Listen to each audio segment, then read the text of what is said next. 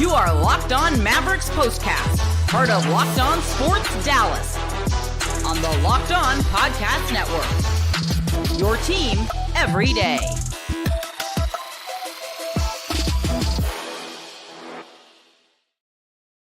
Well, it was one of the games that we circled when the schedule came out, the rematch of the NBA Finals, the first time the Mavs and the Celtics went head-to-head for the first time since the finals, last year's finals in June. I hate to call it that because it was such a bad finals for the Mavs, so I don't like to really make a big deal of an NBA Finals rematch, if you will. But nonetheless, it was a big game on the schedule. It was finally here. And while the Mavs get an A for effort, it's all about the C's. And they're getting the W, 122-107, the final this afternoon and into this early evening. All right, here we go. Welcome to the Mavs Postcast, your team every day, your team every game. In our case, my name is Jeff Biggs. Great to be with you as always.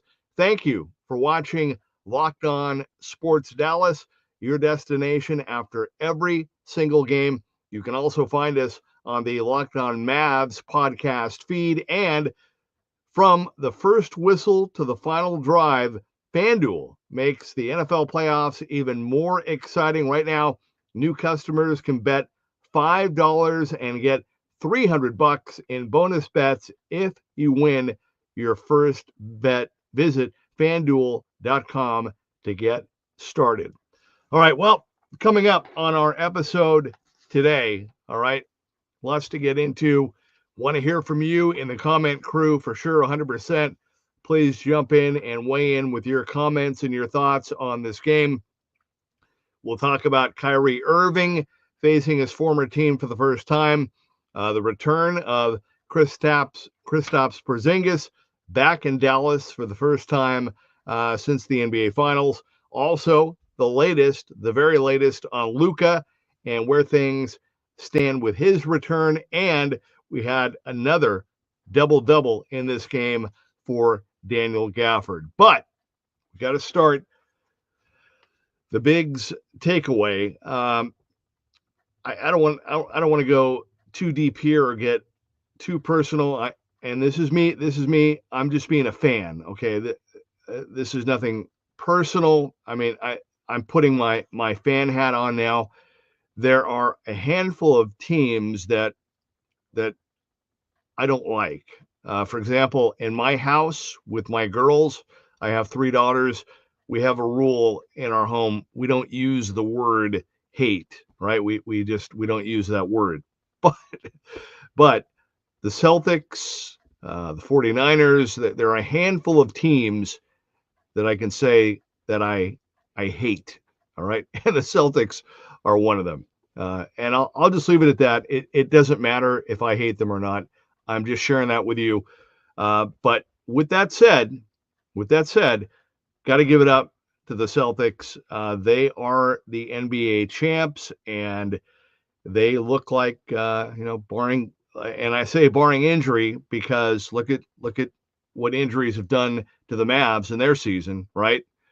But this team is good, and they can score. They can score a lot. They shoot a lot of threes, and they knock down a lot of threes. And today, all 5 Boston starters ended up in double figures. And really, I mean, again, the Mavs came out strong, great energy. They won the first quarter, 29-25. But I had a feeling, you cover this, you do this long enough, you kind of learn trends and things that kind of happen. And I had a feeling that after getting embarrassed on Thursday night in LA by the Lakers, I had a feeling the Celtics were going to come out and play for this one in national TV and part of the big ABC triple header. They were going to be ready to play for this rematch, especially against a shorthanded Mavs team, and they did exactly that. I mean, they were first quarter aside. I mean, it was all. I mean, the Mavs won the fourth quarter 31-26, but the game was over.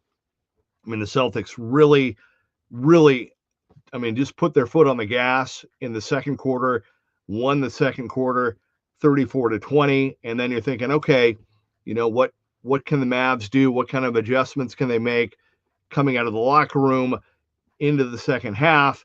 And the Celtics were even better in the third quarter, 37-27. It was just their day today. They played great. Again, all 5 Celtic starters in double figures. And you talk about shooting the three. They attempted 52 threes in this game today and ended up knocking down 70 of them. 24 for Tatum.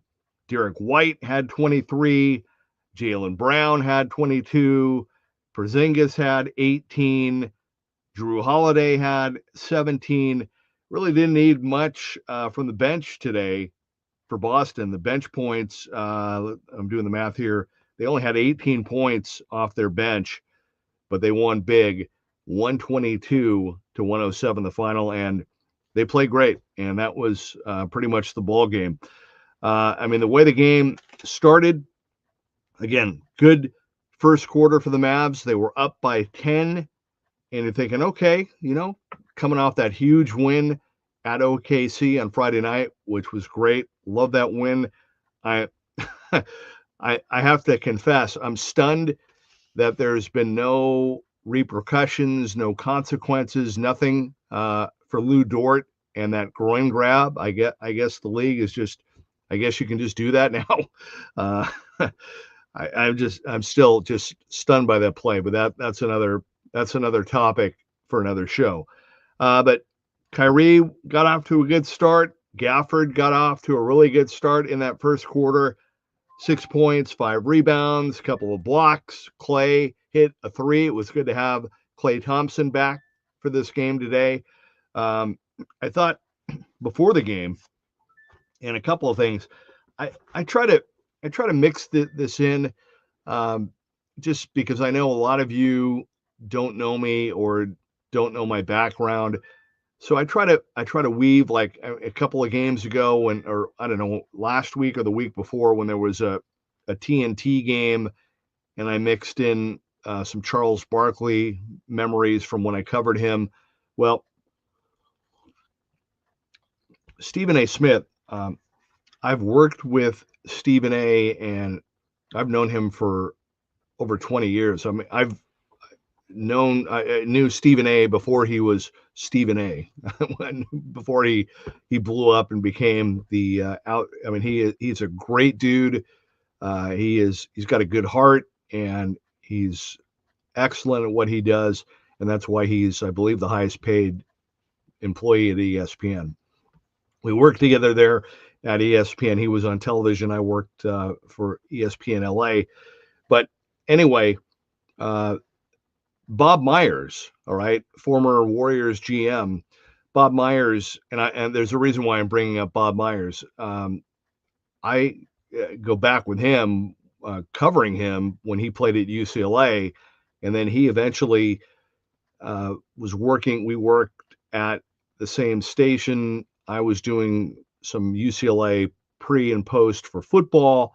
He did some broadcasting for the hoops team, but we go way back. And of course, now he's, had a great run, putting the Warriors together and their dynasty.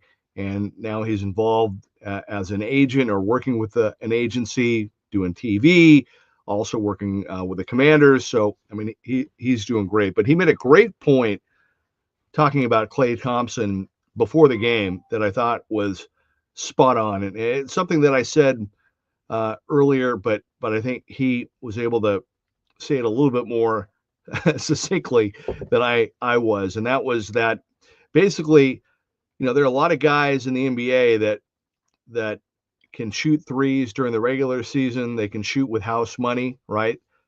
But a lot of those guys, come playoff time, aren't going to be shooting like that, right?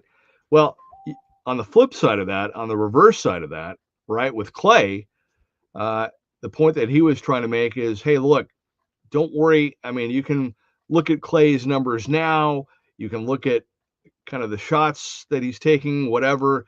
But come playoff time, when you need a big shot, when you need a big three, Klay's going to be there. All right. And so that's the point that he was making. And I agree wholeheartedly with that. But the big thing is getting Luka back, and we'll have an update on that in just a minute. But really, again, I mean, I'm not gonna pile on here. I mean, the Mavs had a huge. I mean, they came within 1 point of beating Minnesota the game before last. They beat the Thunder in OKC, and they came out and they played hard today. They kept fighting to the end. I mean, they won the fourth quarter. I know the Celtics let off the gas, but good effort, good performance. Just, I mean, clearly, I mean, if there was one game throughout all these injuries and everything else that you could say, man, the Mavs were depleted, the Mavs didn't have the firepower, this was the game today for sure. 122-107, the final. When we come back, we'll talk some more about the numbers. We'll break down the game. We'll have the latest on Luka, all that and more. And again, we want to hear from you, the comment crew. Get your thoughts. Jump in. This is what we're here for. This is a postcast. It's here to interact with you. We want you to be a part of it. I don't need to just talk to myself. We want you to be involved and share your thoughts and give your input. And we would love to hear from you in the comment section. So please, you don't have to use your real name. You can make up a name, whatever you want to do. Make it easy, but we want to hear from you. So please jump in. 122-107, the final. This is the Mavs postcast. All right. Well, you know what time it is. We got the conference championship games tomorrow. All right. And from the first whistle to the final drive, FanDuel makes the NFL playoffs even more exciting. Right now, new customers can bet $5 and get $300 in bonus bets if you win your first bet. That's $300 to keep the action going. The FanDuel app is really easy to navigate, and the variety of bets really keeps every game exciting. Plus, when you win, you get paid instantly. No waiting around for your winnings. So whether you're betting on your favorite team or you're just kind of looking to add some extra excitement to the playoffs, FanDuel has you covered. So again, just visit FanDuel.com to join today. Get started with $300 in bonus bets. And again, that's at FanDuel.com. Make this playoff season unforgettable with FanDuel, an official sportsbook partner with the NFL. FanDuel.com. Okay, welcome back to the Mavs postcast. My name is Jeff Biggs. Great to be with you. Want to hear from you via the comment crew. 122-107, the final in this one. So after a really good start to this game, which the Mavs won the first quarter, 29-25. In the second quarter, and again, the Mavs at one point led by 10 in that first quarter. The second quarter, I mean, the Mavs were ice cold. I mean, they went over 4 minutes without scoring. And the one thing that really stood out to me in this game against this Celtics lineup is that, I mean, the Mavs had the right intent, right? The energy, the effort, the game plan was, hey, don't settle, keep attacking, keep driving. And they did that. But unfortunately, they were 1 for 9, I think, initially at the start of the second quarter. PJ Washington finally scored a basket, but again, they went over 4 minutes, and you really saw that. I don't like to call it the Mavs second unit, because really, I mean, it's all a mishmash at this point. I mean, yeah, there are the regular starters like, Kyrie and PJ and Clay, and now Gafford is going to be that guy until Derek Lively comes back. But it just seemed like the guys on the bench today, were really, really having a hard time scoring. Quentin Grimes, Quentin Grimes didn't have any points in the first half off the bench, ended up scoring 20. And I've made this comment a few times. I think that's the thing, and I'm sure Jason Kidd and the coaching staff are saying and thinking the same thing, is I'm sure they're doing everything they can to try to get Quentin Grimes to a place where he can bring something, bring those points, bring that offense. I mean, he's great on defense, great on hustle and energy, but if there was a way to get him contributing consistently, I mean, that would be awesome.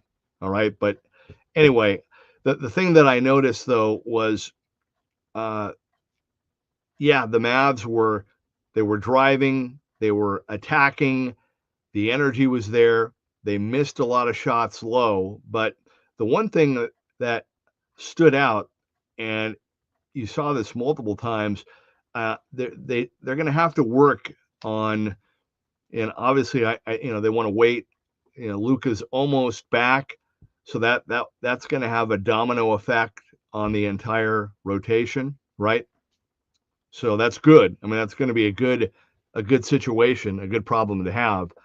But I mean, it was glaring that with that group, they need to find a way to have some set plays, some set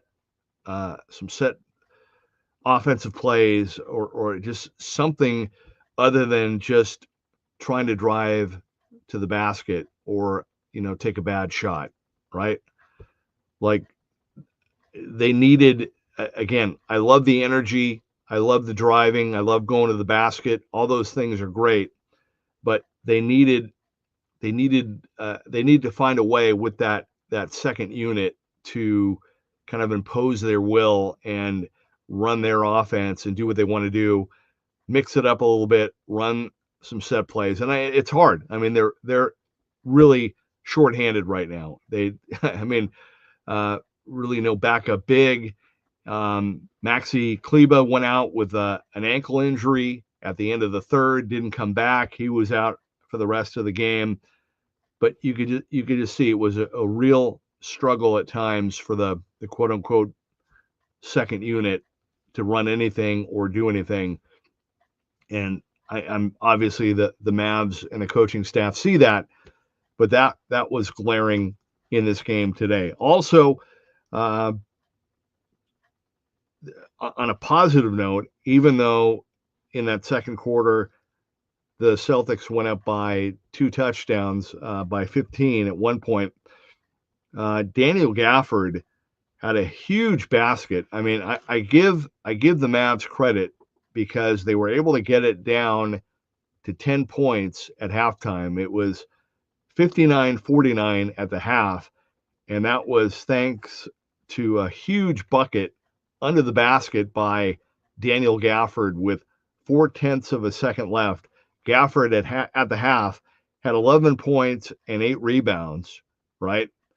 But that was great effort, and he had, I mean, there were a whole bunch of times where that one possession where he literally went up 3 times before finally drawing a foul when he had 2 and 3 Celtics players around him. And I mean, he just kept fighting and fighting and fighting. So I have no issue with Gafford. Ended up with a very nice double-double, 19 points, 15 rebounds, 3 blocks, and played 33 minutes. Did everything he could, but that was big. But at the half, Boston was 9 of 25 from beyond the 3-point line. The Mavs were only 3 of 9, and that kind that kind of tells you the story. For the game, Dallas was 8 of 22. All right. So the Mavs shot 22 3-pointers. The Celtics shot 52. I mean, and so and the Mavs got it down to 13 at one point in the fourth quarter a couple of times. So that was, again, clearly there's your firepower, there's your depleted roster. All right, and then in the second half, I mean the third quarter, I mean the Celtics just blew it open. Again, they won the third quarter 37-27, went up by 21. They had 8 threes in that third quarter, did Boston, and they were up after 3 by 20, 96-76. Maxey went out with an ankle injury. Spencer Dinwiddie ended up fouling out in the fourth quarter. Great work, again, by Gafford, like I said, and the Mavs did get it close, 103-90, but just not enough firepower, even though they won the fourth quarter. Not enough firepower against the Celtics team, and Boston gets the win. They'll see each other again in Boston, but the Celtics get the win in the first of the two this season, 122-107. All right, want to hear from you in the comment crew. We have our final segment coming up here in just a bit. We're going to give you the very latest on what's going on with Luka Doncic and his injury and his recovery. That's coming up when we come back. This is the Mavs Postcast, 122-107. The Celtics get the win in Dallas.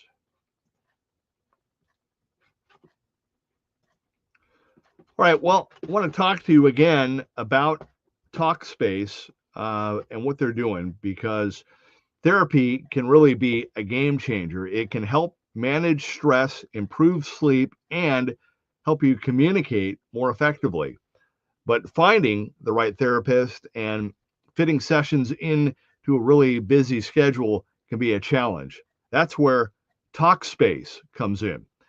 Talkspace is the leading virtual therapy provider. Makes getting the help you need easy, accessible, and affordable. With Talkspace, signing up is really simple. You can match with a licensed therapist who fits your needs, usually within 48 hours, and it's convenient. You can have sessions from the comfort of your own home and even message your therapist in between appointments. Plus, Talkspace is covered by many insurance plans, and for most insured members, there's a $0 copay, no money. It's never been easier to prioritize mental health. Now, as a listener of this podcast, you'll get $80 off your first month with Talkspace when you go to Talkspace.com/LockedOnNBA and enter promo code SPACE80 to match with a licensed therapist today. Go to Talkspace.com/LockedOnNBA and enter promo code SPACE80 to get $80 off your first month, and you can show support for the show. That's Talkspace/LockedOnNBA, promo code SPACE80. All right, welcome back to the Mavs Postcast, our final segment. Don't forget the Locked On Mavs podcast, the great work by Nick Anstead and the crew. Isaac, slightly biased. They're going to be doing their thing. We'll have a day off tomorrow before the Mavs take on the Wiz, Daniel Gafford's former team. That will be on Monday. That's coming up. But be sure and tune in to Nick and the crew. They're going to be coming up with their post game. And for those of you that are listening later, that are not with us right now live, thank you for listening anyway. And please, I invite you to anytime you're available after a Mavs game, please join us live. We are live. We're here for you, and we want to hear from you. via the comment crew. So please jump in and be a part of the show. We would love for you to have that. And again, this is just because the Mavs have such great fans and such great fan support. This postcast is in addition to the great work that Nick and the crew do every day on the Mavs podcast. So this is just an addition, adding to what is already great Mavs coverage. Now, with Luka, we knew that with ABC rolling into town, they were going to have some kind of an update. And sure enough, the update is that kind of what they said a couple weeks ago on TNT, that everything is going okay. And it sounds like, at least for now, unless something changes, the plan is for Luka to return at some point before the All-Star game. So that would be here in the next couple of weeks. So we've got Luka's return before the All-Star break, if possible, and we've got the NBA trade deadline coming up. So this is going to be a really, really busy stretch here. We've got the Mavs with some games that you'd like to see them win. Like Monday night, you want to see them bounce back and win at home over the Wizards, get back on track, and try to hang in there as long as they can until Luka returns. But that will be coming up. We'll look forward to that. Just some final numbers. We mentioned that Kyrie led the way with 22. Daniel Gafford had the double-double with 19 and 15. PJ Washington, 17. Also 12 for Spencer Dinwiddie. 1 point for Maxey, 20 for Quentin Grimes, and 10 for Jaden Hardy, who was on a 15-minute minutes restriction because of the ankle injury. He played exactly 15 minutes. Had a turnover, did knock down a three. I felt bad for Omax, who played only 3 minutes. We saw this happen again. We saw it happen the other night. Omax did it again in this game today, where he was under the basket, and I guess he thought he was going to be able to dunk or at least get a good layup literally right under the basket. And both times he's been in that situation, it's not gone well. And so I feel for him. They're going to have to kind of help him. And, I'm sure the way that this game went and the minutes, he's going to be a little bit dejected and discouraged. And I thought he looked really, really good in the Minnesota game. And so hopefully, they'll find a way to carve out some minutes for him and kind of get his game going and let him be a part of that. But those were the numbers. Rebounding was good. The Mavs out rebounded the Celtics 36-34. But again, I mean, the big number, the big takeaway, just the firepower. I mean, as good as this Mavs team is, as deep as they are, they did not have the firepower today. As great as they've been playing, I mean, they scored 107 points, but against the Celtics team that took 30 more threes than the Mavs did, it's just too much, clearly. So the Mavs are going to be home Monday. They have another quick trip. They're going to go to New Orleans. Actually, I'm sorry, this is a 5-game trip. So they're home Monday to take on Washington, right? And then they're going to go to New Orleans, Detroit, Cleveland, Philly, and then again to Boston for another rematch. And then back home Saturday, the 8th. That will be after the deadline against the Rockets. And then they'll have home games with the Rockets, Sacramento, Golden State, Miami, and then it's the All-Star break. And so we'll see if Luka is able to get back. Maybe he'll get back on the road trip, maybe after they come back. And again, we're also counting down to the NBA trade deadline. All right. Hey, thank you for hanging with me. Again, just a tough one today. Like I said, after the Celtics were blown out in LA, You knew they were going to come and play today, and they did. The Mavs came out strong. They fought to the end. They got it down to 13 in the fourth quarter, but just did not have the firepower. The Celtics were determined to wrap up their road trip with a win. They shot 52 threes, made 20 of them, and that was the ball game, 122 to 107. Hey, enjoy the rest of your weekend, and I will be back with you on Monday night after the Mavs take on the Wizards. Don't forget, hang with Nick and the crew, and we will speak again on Monday night. Once again, the final score, the Celtics 122, the Mavs 107. This has been the Mavs Postcast.